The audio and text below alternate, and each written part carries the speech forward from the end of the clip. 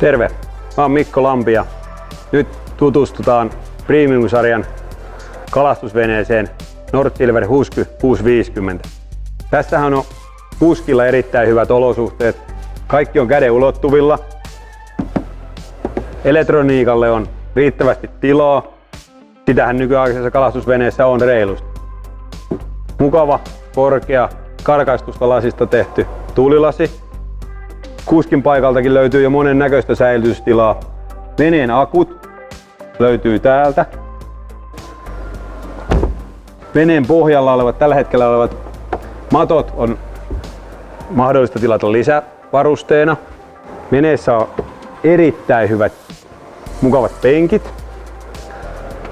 Vene on sadevesityhjentyvä ja siinä löytyy vähintäänkin monenlaista lisävarustetta. On ylösnousevia knaapeja, mukitelineitä, pihtitelineitä, erittäin reilun kokoinen sumppu, jonnekka mahtuu monen näköisiä saaliskaloja.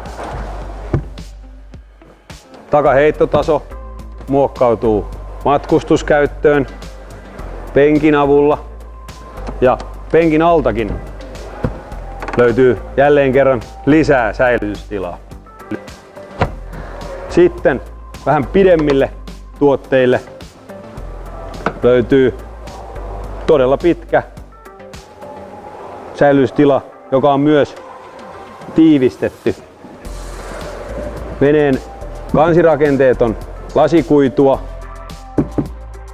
on äänieristystä, siistiä viimeistelyä. Lisää säilytystiloja löytyy veneen takaosasta ja näistä säilytystiloista pääsee myös käsiksi välipohjaan niin edespäin. Veneen takaosasta löytyvästä ulokkeesta näkyy näppärästi uimaportaat piilotettuna. Erittäin siisti ratkaisu. Moottorisuositus tällaisessa luksuspaatissa on 150–250 hevosvoimaa. Polttoainetankin koko 280 litraa. Sille pitäisi päästä jo aika pitkälle. Jos halutaan kalastaa istualtaan täällä takaosassa, penkit on mahdollista siirtää tänne, taikka mahdollisesti hankkia erillisiä lisäpenkkejä. Veneen tankkaus tapahtuu moottorikaivossa olevasta tankkauspisteestä. Ja mennäänpä seuraavaksi katsomaan, mitä tuolta keulasta löytyy. Hyvä kulku nokkaan onnistuu tuulilasin avaamalla. Sitten täältä paljastuu massiivisen kokoiset säilytystilat vavoille ja niiden alta löytyy vielä lisää säilytystilaa erinäisille tuotteille. Ja kun puhutaan tämän koko luokan veneestä, mittasuhteet ovat todella isoja. Täällä keulassa mahtuu kalastamaan vaikka kuinka monta miestä yhtä aikaa. Keulakoneen asennus onnistuu helposti peitelevyn taakse. Täältä löytyy myös mukitelineitä, pihtitelineitä. Penkki pystytään tuomaan taas tänne nokkaan, jos halutaan täältä kalastaa. Ja täältä löytyy molemmilta puolilta todella massiiviset säilytystilat, joita pystytään sitten erinäköisillä väliseinillä muokkaamaan haluttuun kokoluokkaan.